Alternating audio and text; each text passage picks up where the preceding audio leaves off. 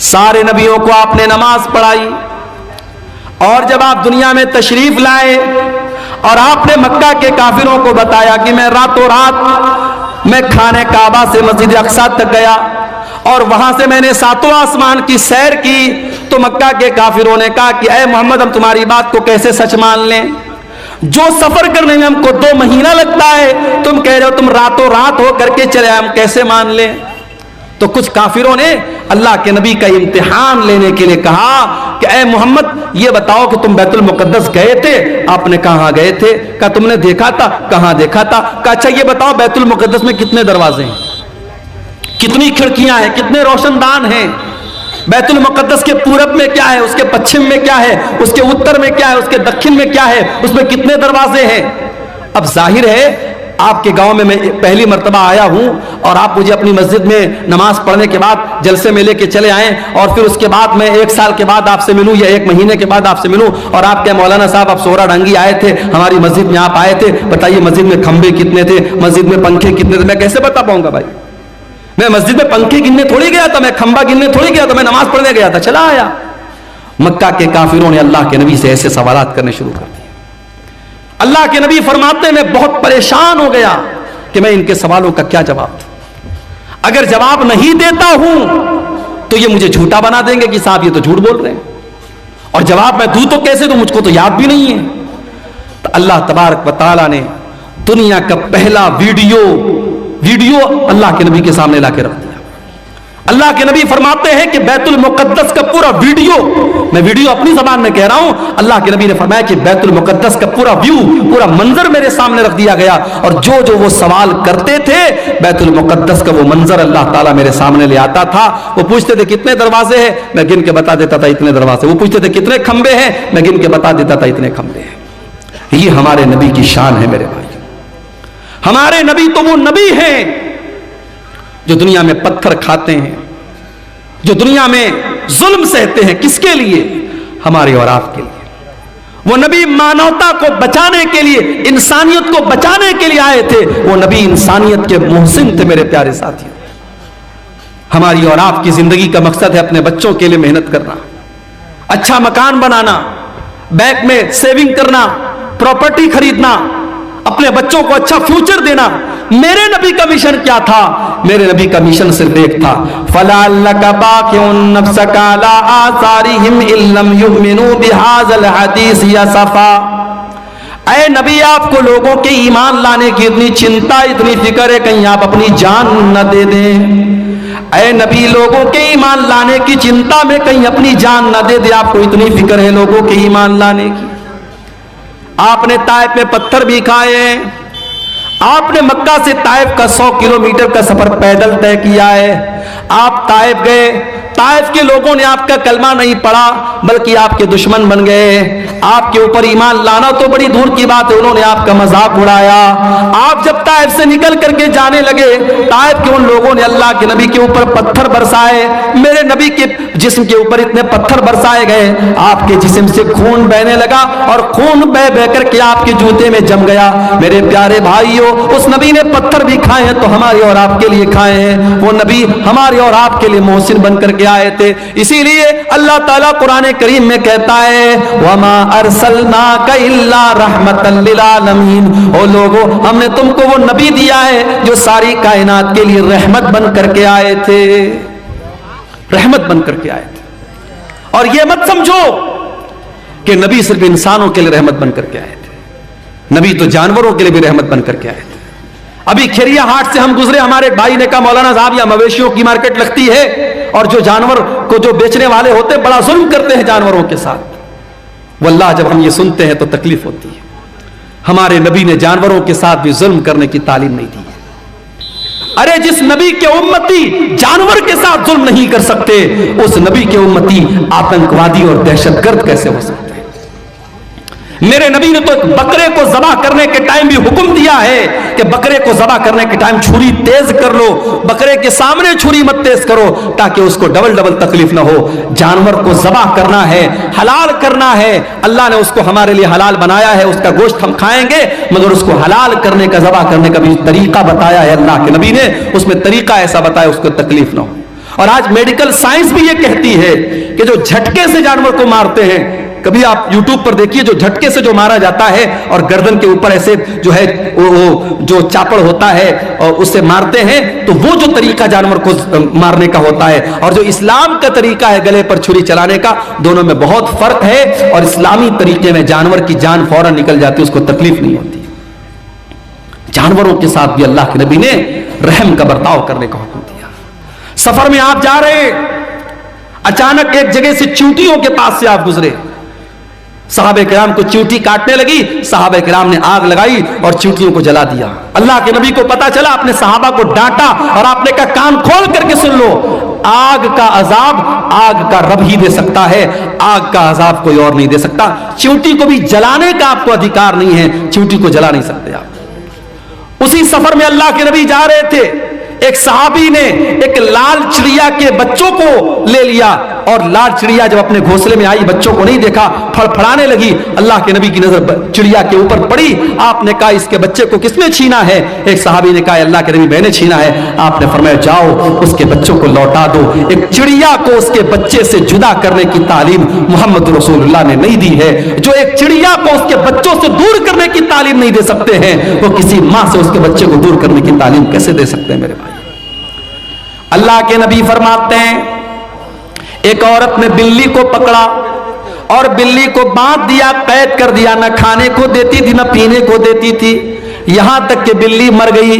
اللہ کے نبی فرماتے وہ بڑھیا جہنم میں جائے گی. ایک بلی کو بے وجہ مارنے کی وجہ سے وہ جہنم میں جائے گی. دوسری حدیث میں اللہ کے نبی فرماتے ہیں ایک فاحشہ عورت نے، ایک بدچلن عورت نے، جب وہ کنویں سے پانی نکال رہی تھی، ایک کتا پیاس سے مر رہا تھا، اس نے اپنے چمڑے کے موزے میں پانی نکالا اور کتے کو پلا دیا. اس کے اس عمل کی وجہ سے اللہ تعالیٰ نے اس فاحشہ عورت کو بخش دیا، اس کو معاف کر دیا. یہ میرے نبی کی رحمت ہے. جانوروں کے ساتھ بھی اچھا سلوک کرنے کی آپ نے تعلیم دی ہے. اور جانور ہی نہیں، میرے نبی تو بے جان چیزوں کے لیے بھی رحمت بن کر کے آئے. وہ حدیث آپ نے سنی ہوگی، اللہ کے نبی کھجور کے تنے پر کھڑے ہو کے خطبہ دیتے تھے. ایک عورت کی نظر پڑی، اس نے دیکھا اللہ کے نبی کھجور کے تنے پر کھڑے ہو کے خطبہ دیتے ہیں.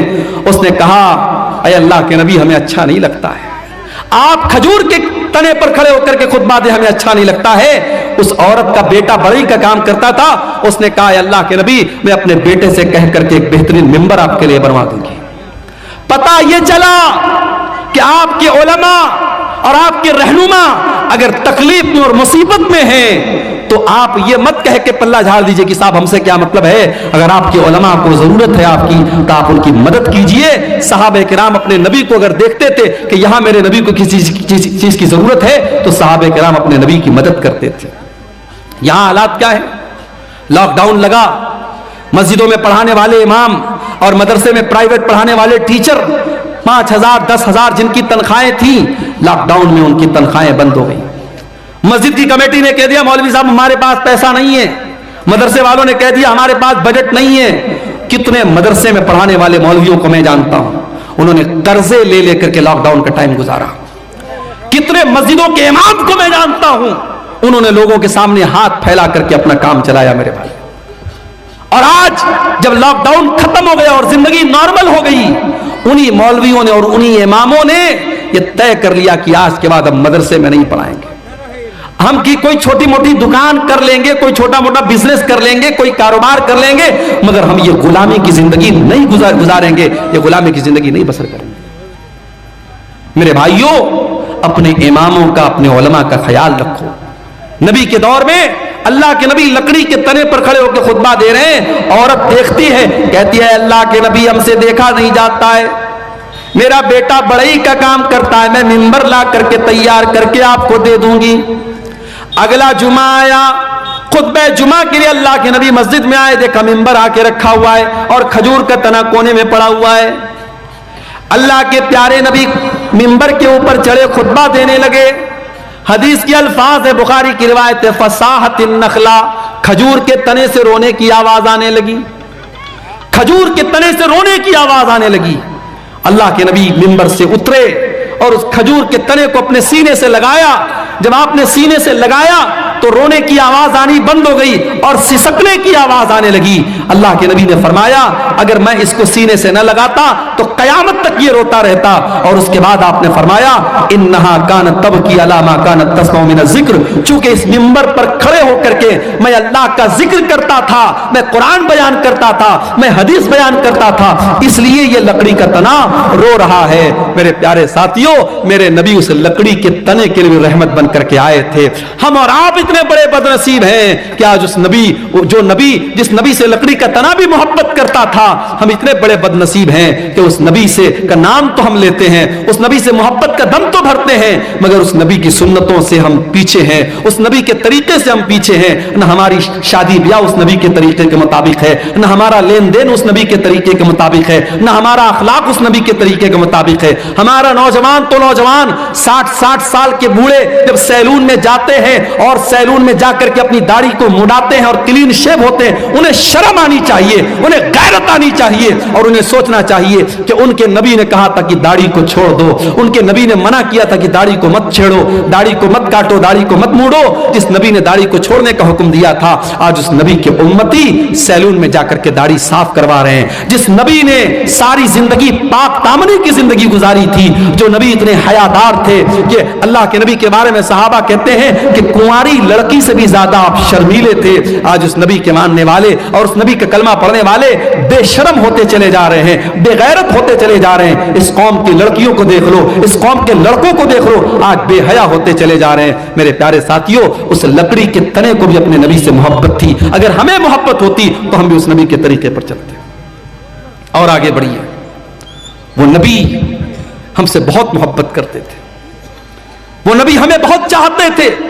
اللہ نے قرآن میں فرمایا لقد جاءکم رسول من انفسکم عزیز علیہ ما عنتم حریص علیکم بالمؤمنین رؤوف الرحیم. اے مسلمانوں, ہم نے تم کو وہ رسول دیا ہے جو جان سے زیادہ تم سے محبت کرتے ہیں, جو تمہیں فائدہ پہنچانے کی پوری کوشش کرتے ہیں, جو تمہیں تکلیف سے بچانا چاہتے ہیں. اللہ کے نبی کی سیرت میں آپ یہ واقعات دیکھ لیجیے.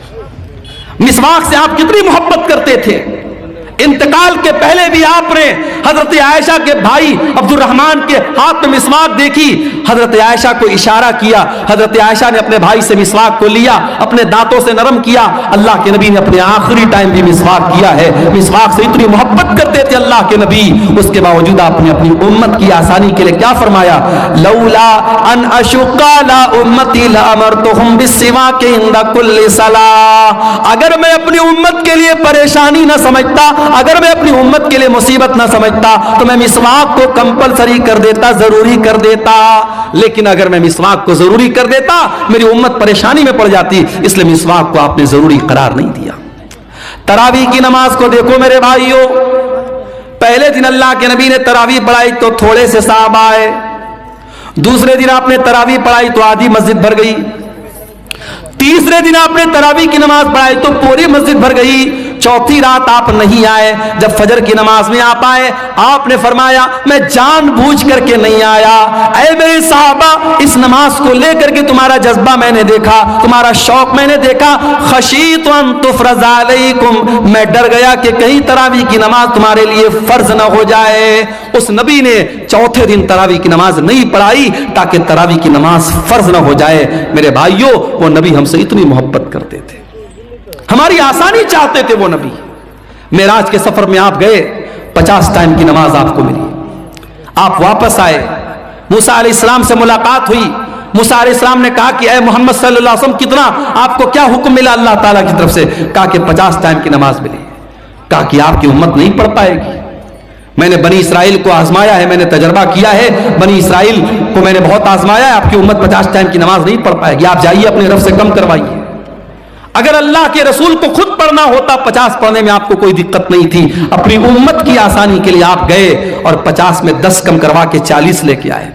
حضرت موسیٰ نے کہا 40 بھی نہیں پڑھ پائے گی, واپس جائیے. آپ پھر گئے, 40 میں سے 10 اور کم کروا کے آئے, 30 ہو گئی, 30 سے 20 ہو گئی, 20 سے 10 ہو گئی, 10 سے 5 ہو گئی. 5 ٹائم کی نماز بھی جب اللہ کے نبی لے کر کے آئے, حضرت موسیٰ نے کہا اے محمد صلی اللہ علیہ وسلم آپ کی امت 5 ٹائم کی نماز بھی نہیں